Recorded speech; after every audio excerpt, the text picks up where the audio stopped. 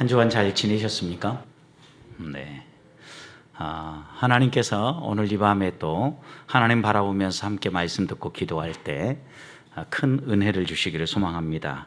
특별히 태신자 작정 42명이 작정했습니다. 그래서 158명이 작정이 됐는데 한 번 더 기도해야 되겠습니다. 주일날 한 번 더 작정할 계획이고 적어도 우리가 70명 이상은 작정이 되어져야 한 3분의 2 정도, 평균 출석률의 3분의 2 정도가 작정하는 거거든요. 그래서 그 정도 목표하고 제가 기도하는데 아직 작정하지 않은 사람들도 함께 좀 작정하고 생명 축제에 동역할 수 있도록 여러분들이 좀 기도도 해주시고 또 힘을 모아주시면 대단히 고맙겠습니다. 성도님들은 생각할 때 어떤 일이 신앙생활에서 제일 부담이 되십니까? 이것은 좀 피하고 싶다는 신앙적 일들, 사람들마다 조금씩 다르겠지만 한두 가지는 분명히 있을 겁니다. 그런데 성도들을 대상으로서 이런 질문을 던져보니까 많은 사람들이 전도를 부담스러워한다는 겁니다. 교회에서 다른 것은 괜찮은데 전도하라고 말을 하지 않으면 좋겠다. 그냥 조용히 신앙생활 하면서 나를 좀 다듬어가는 건 괜찮겠는데 다른 사람에게 가서 예수 믿으라고 이야기하는 것 좀 안 했으면 좋겠다. 그러면 신앙생활 하는데 좀 불편함이 없겠다. 이렇게 반응하는 성도들이 많았습니다. 저희와 같은 목회자들은 제1번으로 나온 게 무엇이겠습니까? 이것만 없으면 목회하겠다는 거. 네, 목사님들은 다 한결같이 새벽 기도만 없으면 목회한답니다. 그런데 또 반대로 새벽 기도가 있어야 진짜 영성이 산다라고 이야기하는 분들도 계시거든요. 이처럼 사람들마다 신앙생활에 있어서 부담스러워하고 마음에 이것만큼 좀 피하면 안 될까라고 생각하는 것이 있다는 겁니다. 우리 교회는 이제 이렇게 가을 때마다 생명 축제를 하니까 이때가 오면 조금 피하고 싶은 생각도 있고 또 어떤 분들은 한 해 동안에 가을 추수를 위해서 열심히 가서 씨앗을 심고 또 군부를 떼고 전도할 밑거름을 놓는 사람들도 있습니다. 제가 전에 섬겼던 교회에 전도 사역을 주로 담당했기 때문에 매해마다 이렇게 봄에 전도집 하고 또 가을에 전도하고 그러면 뭐 주변에 믿는 사람들 뿐이죠. 그러면 이제 전도하려고 하면 대상자를 작정해야 되잖아요. 그러면 한 해 벌써 준비를 하기 시작을 합니다. 어디에 가서 사람과 관계를 맺을 건가? 이번에는 내가 자주 가는 마트의 사장님과 관계를 맺어야 되겠다. 그러면 한 마트만 찍어가지고 거기 가서 눈도장을 계속 찍고 오는 겁니다. 그리고 어느 정도 시간이 지나고 나면 얼굴을 익히고 서로 말을 주고받는 거죠. 그리고 난 다음에 교회 소개도 하고 한번 교회에 초청도 하고 이러면서 전도의 문을 열곤 했습니다. 아마 여러분들도 주변에 찾아보면 다 믿는 사람이어서 신앙생활을 오래 하고 직분자들일수록 불신자들이 많지 않을 겁니다.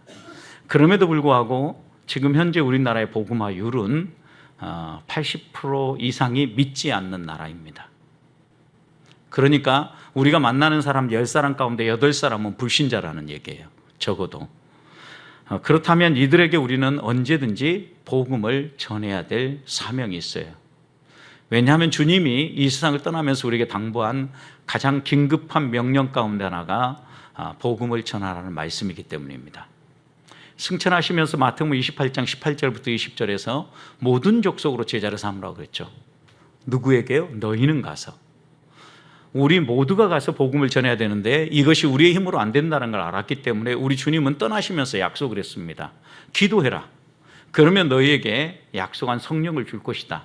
사도행전 1장 8절 너희에게 성령이 임하시면 너희가 권능을 받고 땅끝까지 이르러 복음을 전하리라. 분명하게 약속해 주셨죠. 여러분 그러니까 하나님은 우리에게 어떤 꿈을 꾸게 하시고 또 그 일을 하게 하실 뿐만 아니라 그것을 할 수 있는 능력까지도 부여해 주신다는 거예요. 그래서 저는 전도는 우리의 마음속에 꿈을 먼저 꾸어야 됩니다. 태신자를 작정하는 것도 우리가 꿈을 꾸기 위해서입니다. 한 사람의 이름을 적고 아니면 몇 사람의 이름을 적고 그들의 이름을 불러가면서 꿈을 꾸는 겁니다. 함께 예배당에 나오는 꿈을, 함께 손잡고 하나님을 찬송하는 꿈을 꾸는 겁니다. 그리고 하나님 성령으로 역사하셔서 그들의 마음을 여시고 그들이 함께 신앙생활할 수 있도록 도와주시옵소서 기도하는 거예요. 우리 주님은 우리에게 그렇게 전도하라고 분명하게 말씀하시는 겁니다. 교회로 그들을 데려와야 되는 중요한 이유가 있습니다. 우리의 장로교의 시작이라고 얘기하는 칼빈 선생님은 교회는 성도의 어머니다 이렇게 얘기했어요. 여러분, 한 사람이 성장하려고 하면 어머니의 희생과 헌신이 없이 불가능합니다.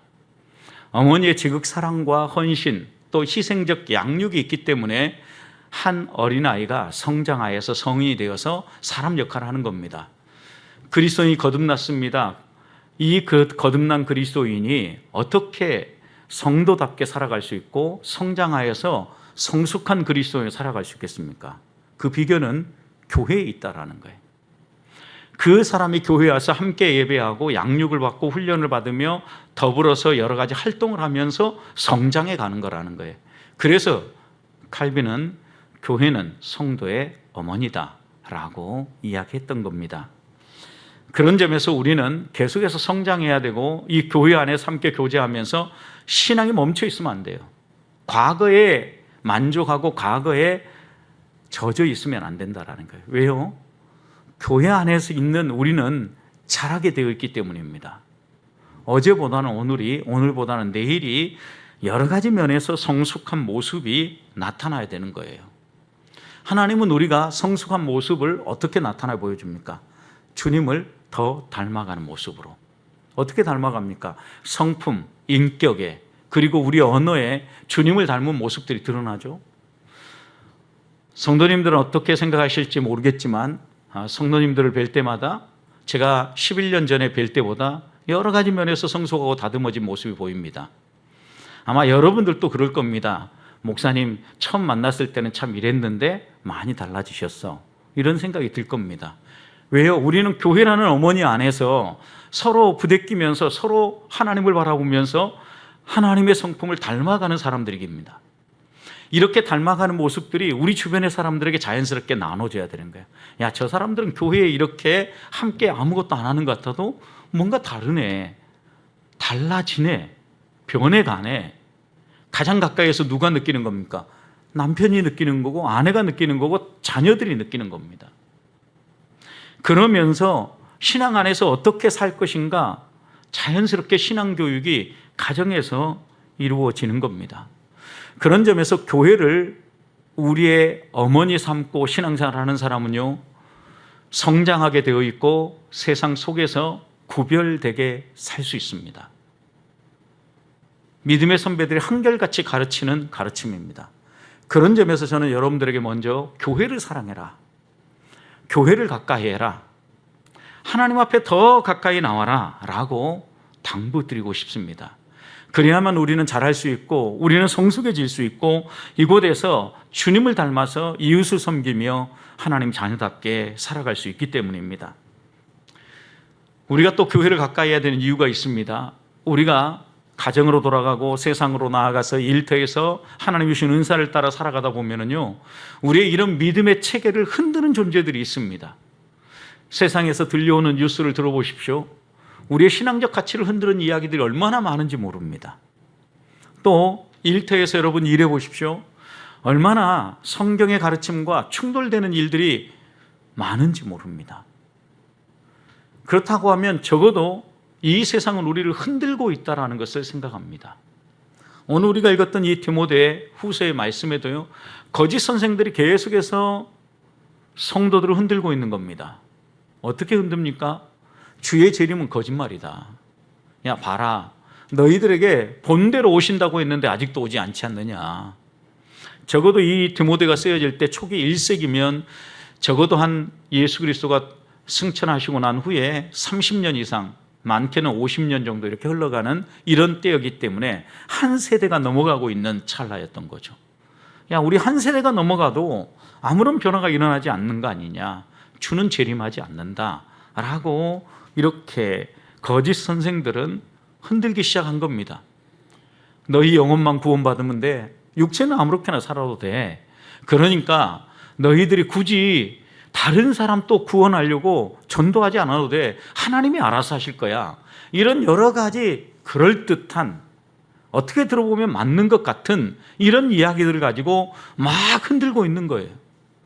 그렇게 흔드는 이들을 향하여서 바울은 디모데에게, 야, 너가 맡고 있는 성도들 세상이 이렇게 흔들고 거짓 선생이 이렇게 흔드는데 흔들리지 아니하고 넘어지지 않도록 잘 가르쳐야 된다라고 오늘 1절부터 8절 교육하고 있는 겁니다. 먼저 1절 말씀을 보십시오. 먼저 바울은 디모데에게 엄히 명령합니다. 엄히 명령해요. 엄히 명령한다라는 것은 단호한 어조로 강하게 이야기한다라는 겁니다. 어떻게 단호하게 이야기합니까? 여기에서 보면 하나님 아빠 예수 그리스도 앞입니다.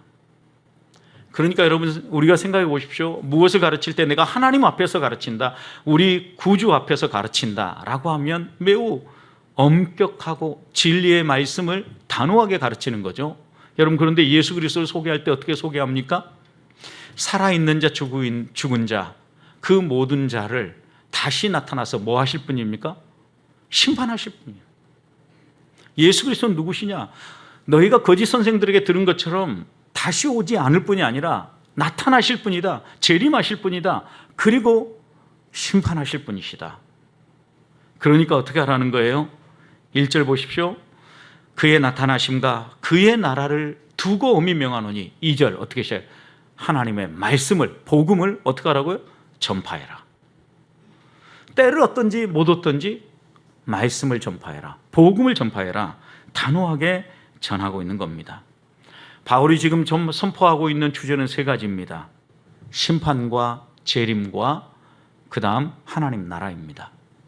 우리 주님이 이 땅에 오셔서 살아있는 자, 죽어있는 자 심판할 것이고, 그리고 하나님 나라가 펼쳐질 거라는 거예요. 그러니 이 세 메시지를 하나로 모으면 뭐가 중심이에요? 주님은 반드시 오신다. 재림이에요, 재림. 지금 재림을 부인하고 있는 거짓 선생들 앞에서 넘어지지 않도록 이 디모데에게 너가 목양하는 성도들을 잘 가르쳐라. 여러분, 우리도 생각해 보십시오.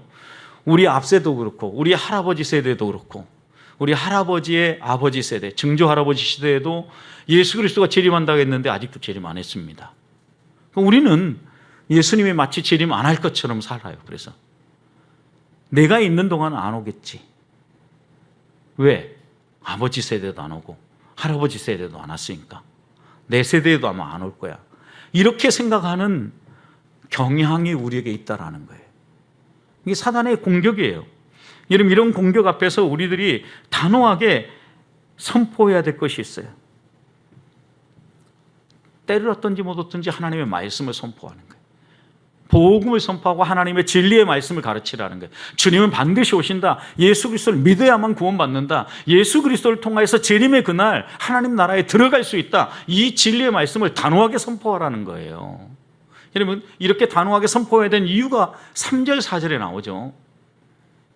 때가 이르니 사람이 바른 교훈을 받지 아니하고 귀가 가려워서 자기 사욕을 따를 스승을 많이 두고 또 그 귀를 진리에서 돌이켜 허탄한 이야기를 따르리라. 여러분, 종말이 오기 전에, 그 전에 먼저 어떤 일이 벌어진다는 거예요? 어려운 시대가 펼쳐진다는. 어떤 어려운 시대입니까? 하나님을 바로 믿지 못하도록 자꾸 거짓으로 유혹하고 흔드는 시대가 온다라는 거예요. 한마디로 요약하면. 그래서 우리에게 뭐라고 얘기합니까? 우리가 살아가는 이 시대가 어느 시대인가 바울은 알아라 라고 먼저 이야기하는 거예요. 여러분, 시대를 분별할 수 있어야 돼요. 지금 우리가 살아가는 이 시대에 무엇을 해야 되는지 알아야 된다고요. 모든 교회들이 코로나를 지나고 겪으면서 여러 가지 어렵다라고 얘기를 합니다. 한 발 뒤로 물러서게 되었다라고 얘기합니다. 지금 우리 시대가 어떤 시대인지, 그럼 지금은 뭘 해야 될 것인가를 알아야 된다고요. 어려운 때일수록 시대를 아는 사람이 필요한 것은, 여러분 생각해 보십시오. 역대상 12장의 말씀을 보면 다윗과 함께했던 다윗의 용사들이 나옵니다. 그런데 다윗과 함께했던 용사들은요, 어려운 시기 다윗과 함께했던 사람이에요. 다윗이 왕궁에서 모든 것을 다 평정하고 평안할 때 함께했던 사람이 아니라고요. 사울이 다윗의 목숨을 노리면서 계속해서 군사들을 보내서 공격할 때요, 그때 다윗의 용사들이 다윗과 함께했는데 그 가운데 특별히 이사갈 지파에 대해서 이렇게 묘사했어요. 역대상 12장 32절. 이사갈 자손 중에서 시세를 알고 이스라엘이 마땅히 행할 것을 아는 우두머리가 200명이 있었다. 다윗의 용사들을 소개하는데 이사갈 지파에 속한 사람들 가운데 다윗의 용사들을 소개하는 거예요. 200명이나 되는 우두머리 지휘관들이 있었는데 그들의 특징은 두 가지였어요. 하나는 시세를 알았다. 시대를 분별할 줄 알았다는 거예요.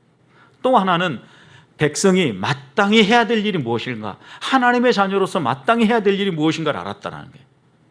여러분, 그러니까 우리가 이 시대를 분별하되 이 시대가 어떤 시대인가를 알고 이 시대 가운데 우리가 마땅히 해야 될 것이 무엇인가를 분명히 아는 이런 사람이 지금 필요한 시대라는 말씀이에요.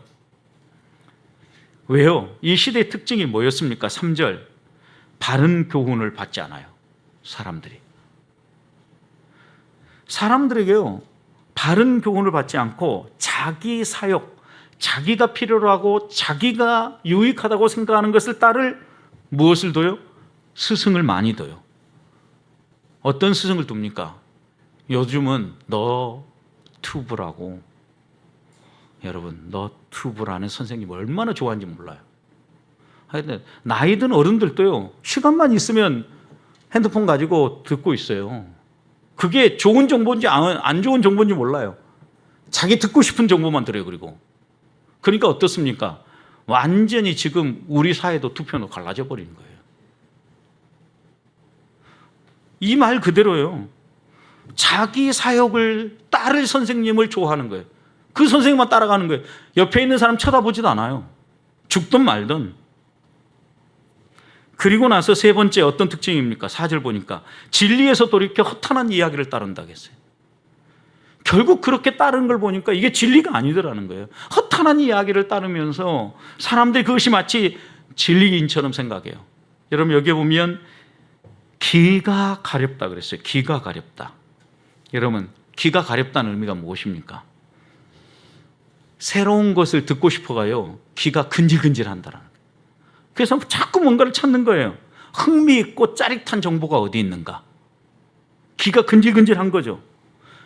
어떤 점에서 흥미롭고 자기 필요를 채울 수 있는 것인가 열심히 찾아다닌다. 목적은 어디 있어요? 사욕을 채우는 거예요. 개인적인 욕심, 자기 만족, 자기 필요를 위해서 얼마나 많은 사람들이 달려가고 있는지 모른다. 그런데 그 기준이 무엇이 옳으냐 그르냐가 아니에요. 이게 진리냐 아니면 허탄한 이야기냐, 이게 기준이 아니라고요. 내게 얼마나 유익하냐, 내게 얼마나 도움이 되는가, 이것이 유일한 기준이에요. 여러분, 이런 시대를 우리가 분별하지 못하면 우리 주변에 있는 사람들을 주께로 인도하는 게 어려워요. 그래서 교회에서도 이런 사람들을 데려오기 위해서 여러분, 강단에 어떤 사람들을 세웁니까? 웃길 수 있는 사람 데려와요. 그들의 간지러운 길을 막 긁어주기 위해서. 지금은 시대가 많이 흘러갔지만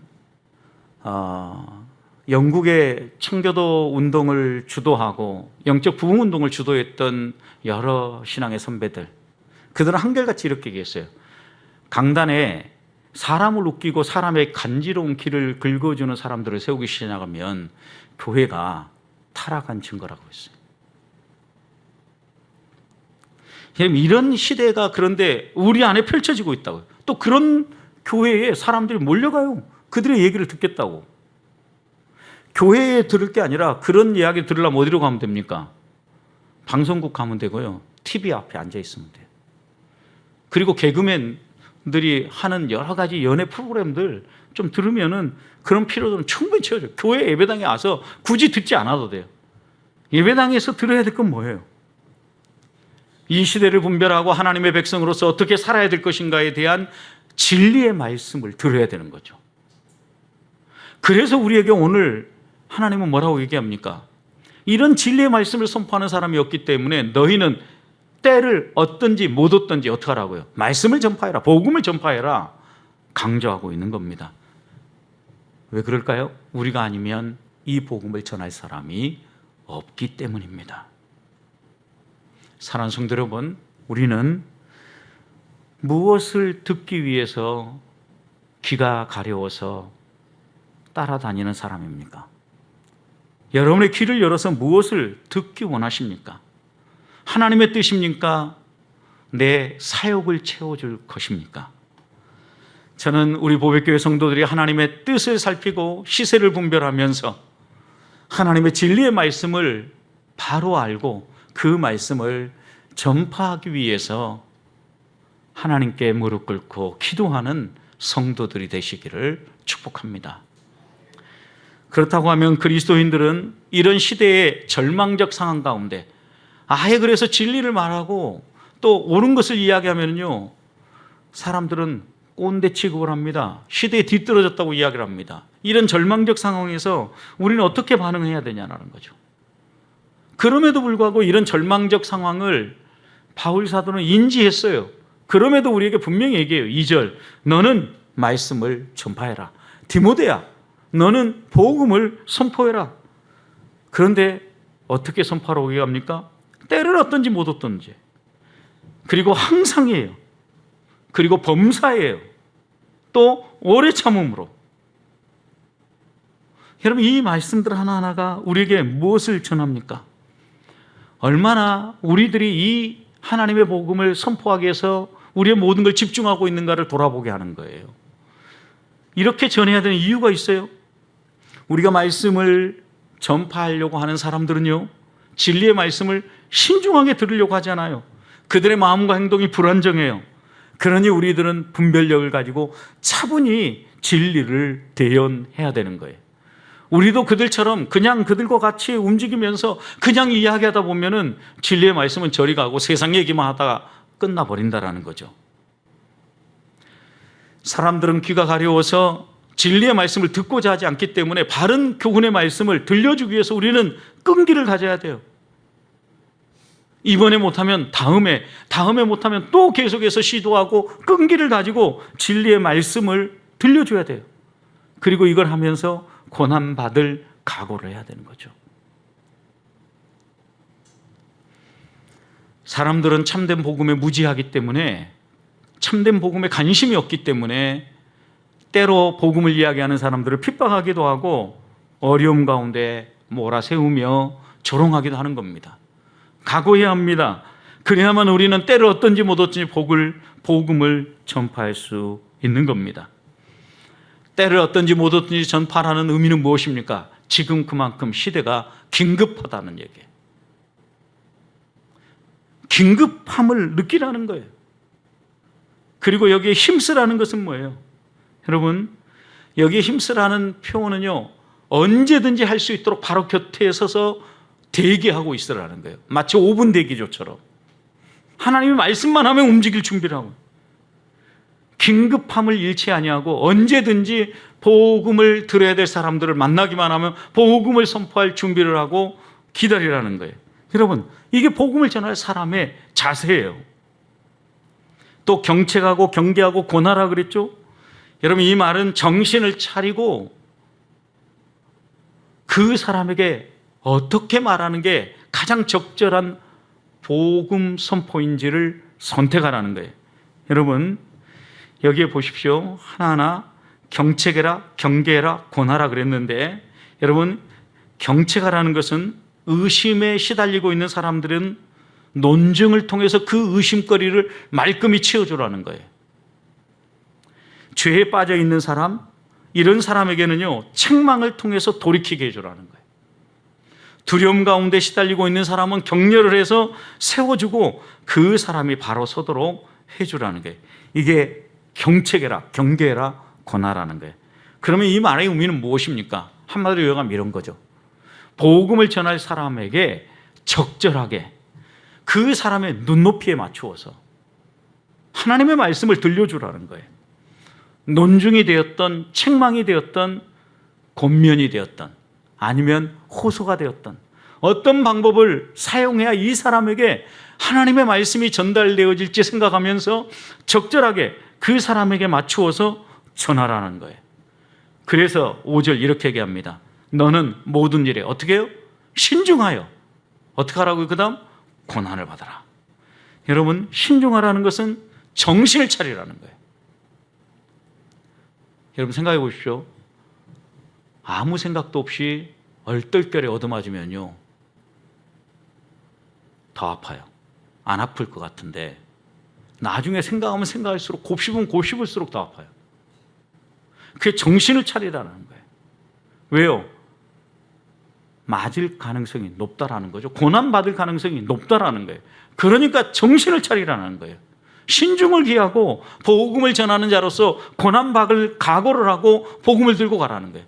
여러분, 그런데 전도가 어렵다고 하는 사람들은 이것을 안 하려고 하는 거예요. 하나님 앞에서 하나님이 원하는 것은요, 너희가 고난을 받을지라도 신중을 기하면서 복음을 들려주라는 거예요.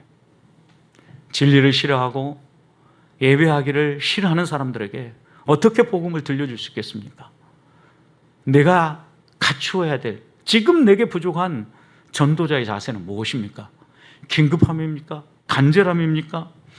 아니면 복음 전하려고 하는 사람의 상황에 적절하게 대처하는 대처 능력입니까?